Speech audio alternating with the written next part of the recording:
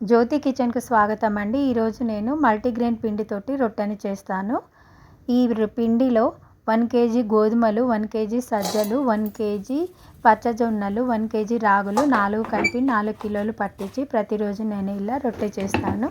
ఈ రొట్టెకు పిండిని కలిపి ఇలా మునివేళ్ళతోటి పక్కకు జరుపుకుంటూ నొక్కుకుంటూ పక్కకు జరుపుతూ ఉండాలి.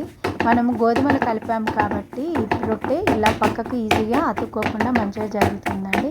ఈ వేళ్ళతోటి రొట్టె చేయడం అనేది ఒక టెక్నిక్. ఇది నేను మా అత్తయ్య దగ్గర నేర్చుకున్నాను. ఇలా ముని వేళ్ళతోటి స్మూత్గా కొద్దిగా జరుపుకుంటూ ఇలా రొట్టెను సాగదీయాలి.